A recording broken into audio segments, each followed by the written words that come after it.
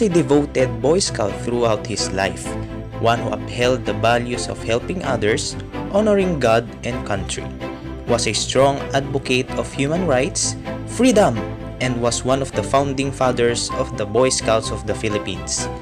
Carlos Peña Romulo was a Filipino diplomat, statesman, soldier, journalist, and author. He was a reporter at 16, a newspaper editor by the age of 20, and a publisher at 32.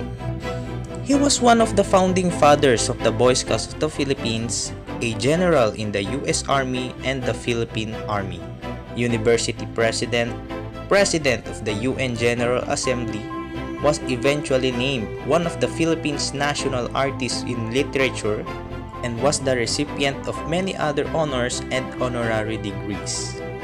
He was born on January 14, 1899, to Gregorio and Maria Peña Romulo, the third of 6 children. Romulo grew up in a prosperous family in Camiling, Tarlac, about 100 miles north of Manila. He described his childhood home as a blend of Malay and Spanish influences. His grandparents lived across the street, and there will be times as I grew, he said, that our town seemed like one large family group, for everyone seemed related to me in some fashion. Outside his neighborhood, rice fields stretched far and wide. I learned early that all we had come to us from the land, he wrote as an adult. As a boy early in the new century, Romulo grew up amid a regime change in the Philippines. His father was a guerrilla fighter against American occupation forces after the War of 1898, and when U.S. troops reportedly hanged one of his neighbors at a nearby park, Romulo resolved to hate as long as I live. His father eventually surrendered and years later even became mayor, but the younger Romulo's lingering resentment towards the United States did not dissipate until he was in high school. After he completed his studies at the University of the Philippines at Manila in 1918, he moved to New York City to attend Columbia University, graduating in 1921. He later received a degree from the University of Notre Dame in South Bend, Indiana in 1935. He married Virginia Llamas in 1924, and together they had 4 boys: Carlos, Bobby, Ricardo, and Gregorio. Virginia died in 1968, and Romulo married his close friend Beth Day 11 years later. Dr. Carlos Romulo became a professor of English at the University of the Philippines in 1923. Simultaneously, Romulo served as the Secretary of the President of the Senate of the Philippines, Manuel Luis Molina Quezon. During the 1930s, Romulo became the publisher and editor of the Philippines Herald, and one of his reporters was J. Panlilillo. On October 31, 1936, Romulo and the other Boy Scouts of the Philippines founding fathers officially chartered the BSP in Commonwealth Act No. 111, authorized by President Manuel Quezon. At the start of World War II, Major Carlos Romulo served as an aide to General MacArthur and was one of the last men evacuated from the Philippines before the surrender of U.S. forces, as illness had preventing him departing with MacArthur, finally leaving from Del Monte Airfield on Mindanao on 25th of April. He reached the rank of general by the end of that war. Romulo served the Philippine presidents from Manuel Luis Molina Quezon to Ferdinand Marcos Sr. as the Secretary of Foreign Affairs of the Philippines and as the country's representative to the United States and to the United Nations. He also served as the resident commissioner to the U.S. House of Representatives during the Commonwealth era. In addition, he also served as the Secretary of Education under President Diosdado P. Macapagal and President Ferdinand E. Marcos' cabinet through 1962 to 1968. In his career in the United Nations, Romulo was a strong advocate of human rights, freedom, and decolonization.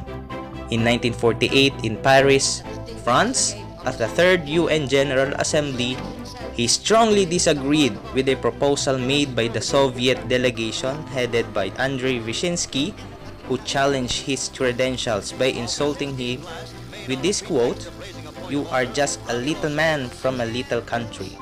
In return, Romulo replied, "It is the duty of the little Davids of this world to fling the pebbles of the truth in the eyes of the blustering Goliaths and force them to behave," leaving Vyshinsky with nothing left to do but sit down. He served as the president of the 4th session of the United Nations General Assembly from 1949 to 1950, the first Asian to hold the position, and served as the president of the United Nations Security Council 4 times, twice in 1957, 1980, and 1981. He had served with General Douglas MacArthur in the Pacific and became the first non-American to win the Pulitzer Prize in Correspondence in 1942. The Pulitzer Prize website says Carlos P. Romulo of the Philippines Herald was awarded for his observations and forecasts of Far Eastern developments during a tour of the trouble centers from Hong Kong to Batavia. From January 1952 to May 1953, Romulo became only the second former member of Congress to become the ambassador to the United States from a foreign country. He later served as ambassador again from September 1955 to February 1962. He returned to the Philippines and was a candidate for the nomination as the presidential candidate for the Liberal Party, but lost at the party convention to Elpidio Quirino, who ran unsuccessfully for re-election against Ramon Magsaysay.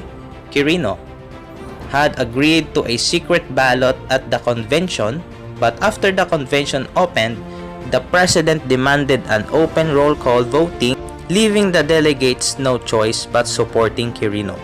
The candidate of the party machine, feeling betrayed, Romulo left the Liberal Party and became national campaign manager of Magsaysay, the candidate of the opposing Nacionalista Party who won the election. He was the Philippine Secretary of Minister from 1973 to 1984 of Foreign Affairs under President Elpidio Quirino from 1950 to 1952, under President Diosdado Macapagal from 1963 to 1964, and under President Ferdinand Marcos from 1968 to 1984. In April 1955, he led the Philippines delegation to the Asian-African Conference at Bandung. Romulo supported President Ferdinand Marcos through most of his presidency, but he resigned in 1983, soon after the assassination of Benigno Aquino. Gregorio Brillantes interviewed him in 1984, and he said he resigned heartsick because of the assassination of Aquino, whom he considered a friend, and the resulting free fall of the Philippines economy and the international reputation. Romulo, in all, wrote and published 22 books, which includes The United, I Walk with Heroes, I Saw the Fall of the Philippines, Mother America, I See the Philippines Rise, and many more. Romulo is perhaps among the most decorated Filipinos in history, which includes 72 honorary degrees from different international institutions and universities, and 144 awards and decorations from foreign countries, which includes the Nobel Peace Prize nomination in 1952, United States Presidential Medal of Freedom on January 12, 1984, the Boy Scouts of America Silver Buffalo Award, World Government News First Annual Gold Medal Award for work in the United Nations for Peace and World Government in March 1947, Philippine Legion of Honor for Commander, and many more. He died at 86 in Manila on December 15, 1985, and was buried in the Heroes Cemetery, libingan ng mga bayani. He was honored as one of the truly great statesmen of the 20th century. In 1980, he was extolled by the United Nations Secretary General Kurt Waldheim as Mr. United Nations for his valuable services to the United Nations and his dedication to freedom and world peace.